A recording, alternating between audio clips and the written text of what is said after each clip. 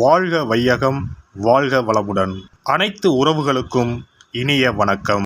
நிகழும் ஸ்ரீ மங்களகரமான குரோதி ஆண்டு மார்கழி மாதம் 17ஆம் தேதி புதன்கிழமை அன்று தனுசு ராசி உத்திராடம் நட்சத்திரத்தில் கன்யா லக்கணத்தில் இந்த மகத்தான ஆங்கில புத்தாண்டு பிறக்கிறது.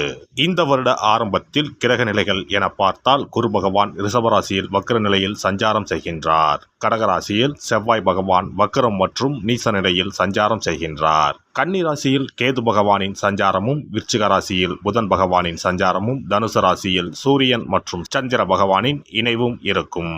கும்பராசியில் சுக்கிரன் மற்றும் சனி பகவானின் சஞ்சாரம் இணைந்திருக்கும். அடுத்ததாக மீனராசியில் ராகு பகவானின் சஞ்சாரம் இருக்கும். இவ்வித கிரக நிலைகளை கொண்டு இந்த 2025ஆம் வருடம் ஆரம்பமாகிறது. இந்த புத்தாண்டில் சனி பெயர்ச்சி, குரு பெயர்ச்சி, ராகு கேது பெயர்ச்சி என முக்கிய கிரகங்களின் பெயர்ச்சிகள் நடைபெற உள்ளது. இதன் காரணமாக சில ராசிக்காரர்களுக்கு குடும்பம், வேலை, தொழில் என அனைத்து விதத்திலும் முன்னேற்றம் ஏற்பட வாய்ப்புள்ளது.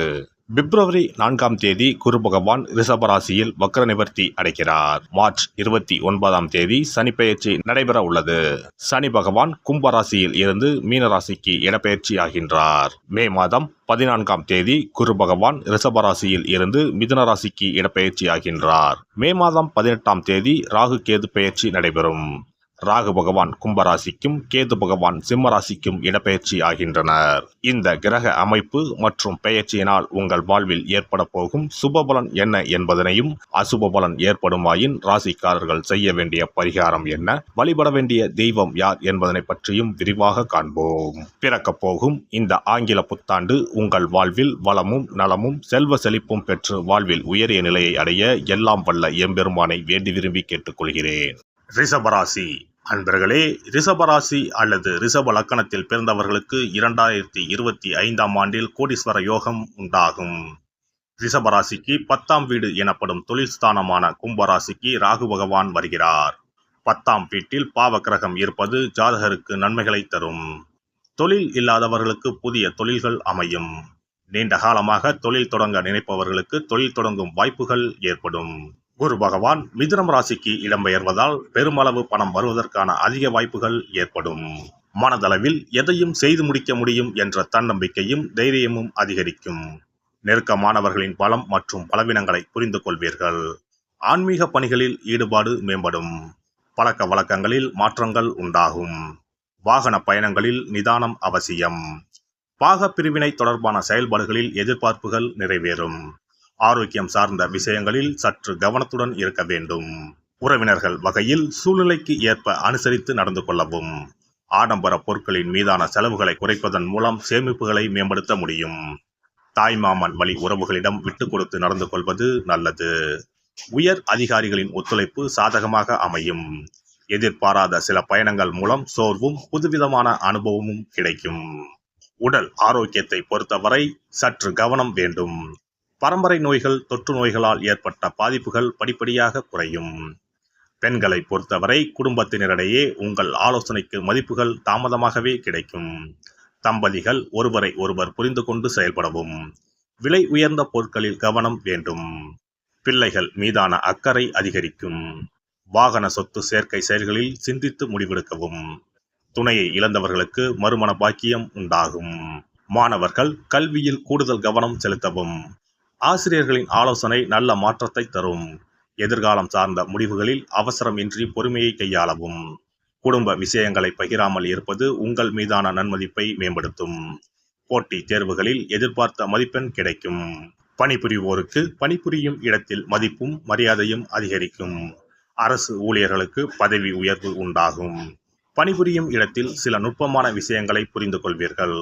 ஊதியம் கிடைப்பதில் ஏற்ற இறக்கம் உண்டாகும். சக ஊழியரிடத்தில் கோபமான பேச்சுக்களை குறைத்துக் கொள்வது நல்லது. மற்றவர்களின் விவகாரங்களில் தலையிடாமல் இருப்பது நன்மையை தரும்.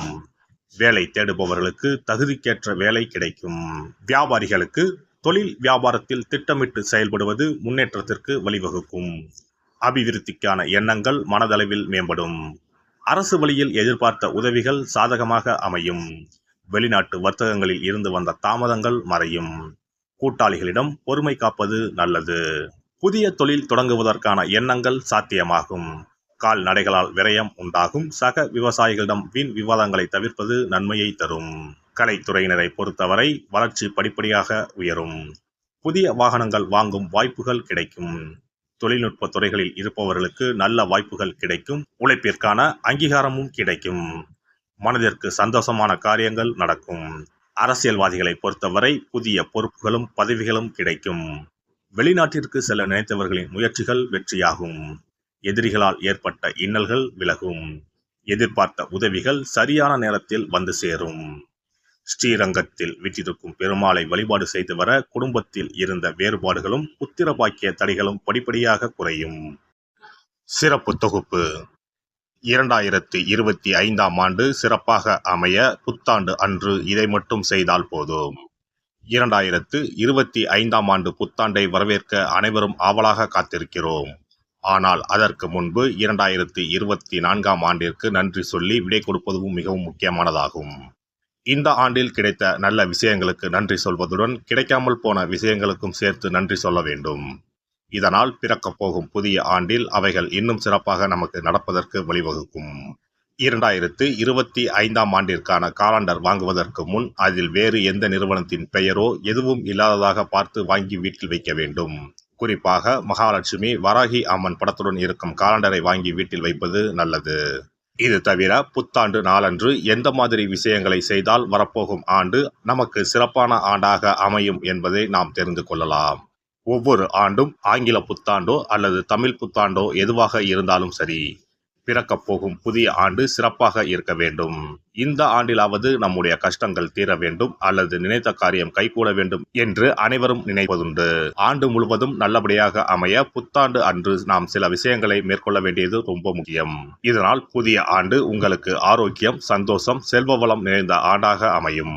புத்தாண்டு அன்று காலையில் எழுந்தவுடனேயே நாம் குளித்து விடுவோம். அப்படி நாம் குளிப்பதற்கு முன் குளிக்கின்ற நீரில் 3 முக்கியமான பொருட்களை சேர்ப்பது மிகவும் நல்லது. அந்த தண்ணீரில் முதலில் சிறிது கல்லுப்பை சேர்க்க வேண்டும். கல்லுப்பு நமக்கு இருக்கும் கண்திஷ்டி, எதிர்மறை ஆற்றல்கள் ஆகியவற்றை அகற்றிவிடும். அடுத்ததாக சிறிது மஞ்சள் தூளை அதில் சேர்க்க வேண்டும். இதுவும் எதிர்மறை ஆற்றல்களை நீக்கி வாழ்வில் மங்களங்களை நிறைய செய்யும். மூன்றாவதாக சிறிது சுத்தமான பாலை சேர்க்க வேண்டும். அது பசும்பாலாக இருப்பது மிகவும் சிறப்பானது.